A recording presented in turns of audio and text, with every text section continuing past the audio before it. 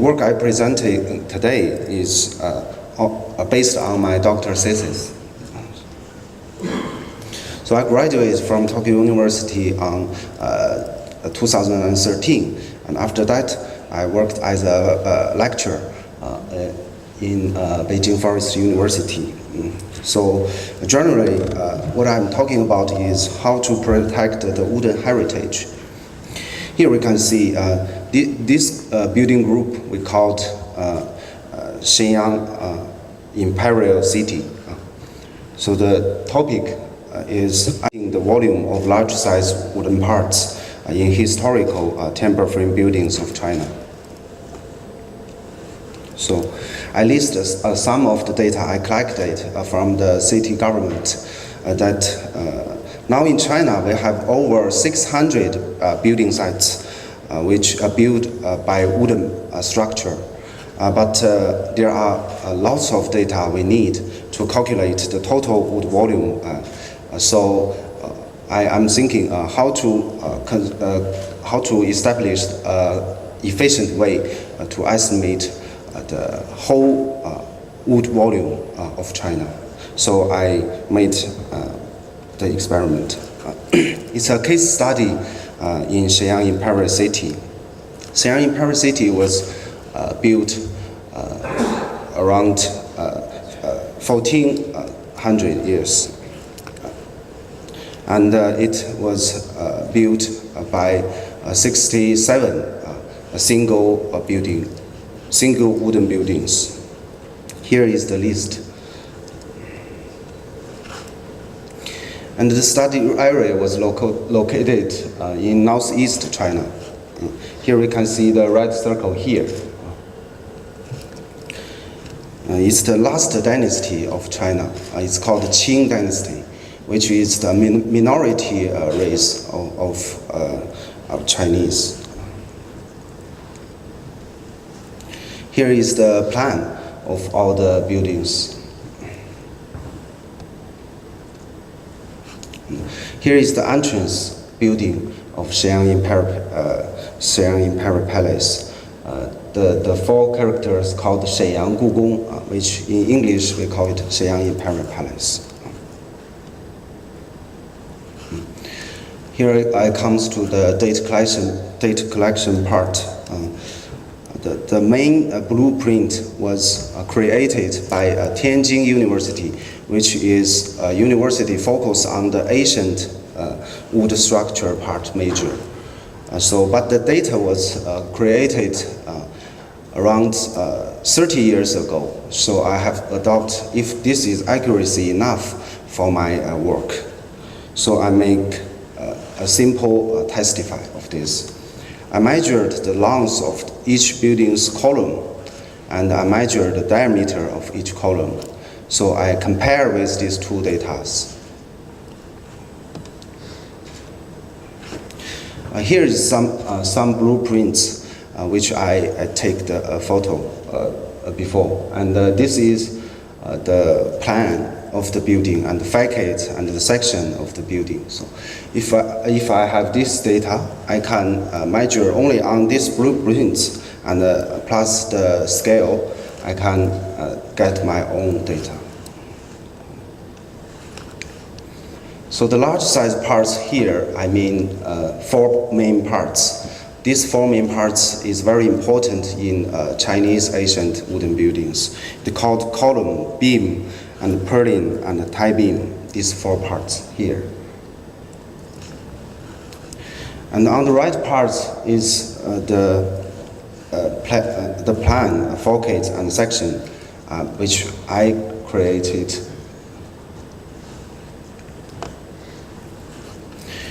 So here is the results. I measured over 1,000 parts of these buildings. The sample is about is 27 single buildings, and the column and the beam, the purlin and tie beam, each wood volume was recorded and calculated. The number is 28. After that, I make a correlation between the building area and the total volume of these four main parts. it looks good, and the R square is equal to 0.82. So by applying this equation, I estimated that the whole volume is around 3,000 cubic meters. I mean the four main parts, because these four parts are really really long, and the diameter is really big, so it's really hard to get. So the next step is I'm wondering where to get this kind of wood. So I use the remote sensing technology to find if in China we have this kind of wood to support the renovation of these historical buildings. The tree species is Larix henry. So we got the image satellite satellite image. Is the GOI satellite image, which was shot on 2009. It was located in the northeast China, Jilin province, this part. Here is North Korea. So here is the borderline between China and North Korea. This area called the Changbaishan Biosphere Protection Area. Basically is strictly for the mine's activity was strictly forbidden in this area. So the area is 5 kilometers times 5 kilometers. We set 11 plots, these yellow circles, to make the real investigation. So some of you may know this old man. He is my supervisor, Professor Yamamoto. He was attend this IWCS meeting maybe 2 or 3 years ago. First, we print out the satellite image, and we located the longitude and altitude, and we try to find the place of each plot. The plot diameter is about 50 meters. So after that, we located, if this tree is the center of my plot, so the GPS was applied for lasting over 1 hour to locate the accurate position. Here I'm very happy to find my tree. And these two faculties are from the local forestry bureau. They work as the singing activity and make some local forest statistics. And this time we hired them to help us to measure the crown of this tree, because as the paper said that the crown has the relationship with the DBH. So we measured the crown. After the size of this crown, we calculate the DBH of this tree. Luckily we found some thinning activities from the local forest bureau. So we found some very huge Larix trees. And we measured them. The largest one is over 1 meter. The diameter is over 1 meter.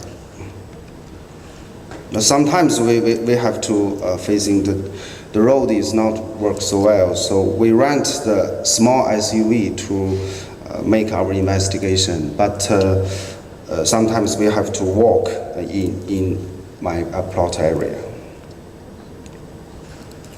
So I connect the GPS with the notebook computer, and first I download the satellite image into the ArcGIS. And with the help of the GPS, I can locate my place every time. So now I can. This means I'm standing at the right point, which showing on the screen. So the GPS and the notebook computer, the ArcGIS, and the laser, the laser measurement. These 4 parts I need. After that, we get our data and we have dinner. And this is, if you look closely, this is tree frog we eating. This is a very local character. They like to eat this kind of stuff. After data collection, I get I got all my data I need, and I used the e-cognition software, which developed by the Germany company. And there are mainly 5 parts to make my tree crown. Here you can see on the left parts, this is the tree seed we caught in the software. After the programming, the rule set we set in the software, we can get the tree seed. And after expansion of the tree seed, we can get a whole tree. Here the purple one is my objective tree, which is larynx. So the yellow circle is the plot with the diameter of 50 meters. And the right one means I made the right segmentation. And the blue one means I over-segmentate the objective. Means a big tree was misunderstood as 2 trees. And the green one means is the under segmentation, means the 2 trees merge into one, which shown on my image. So here is the larynx tree distribution, which we made on ArcGIS. It was mapped as the tree crown area, from the small one to the big one. I also got the histogram of delineated large trees by crown area and by DBH classes, which we can see the large trees really shows small number in these areas. So the whole story is about how to make the estimation of wood parts. That means how much volume do we need to protect these wooden buildings? Because wooden buildings always break, and because of the fire, the earthquake, so we have to renovate maybe 30 or 50 years one time. So on the right part is how do we find the natural resources in our country. So the whole story is how to bridge these 2 parts and make a whole system for the renovation of these wooden buildings. This is 2 papers I published related to my presentation today. One is on the Journal of Asian Architecture and Engineering, and the other is the recently lauded Remote Sensing, International Journal of Remote Sensing. And he is the student I'm coaching for a graduate. So now I'm still doing some forest protection work, and I also do the real forest park and the forest recreation designing, because I'm in the landscape architecture. So thank you very much for your listening.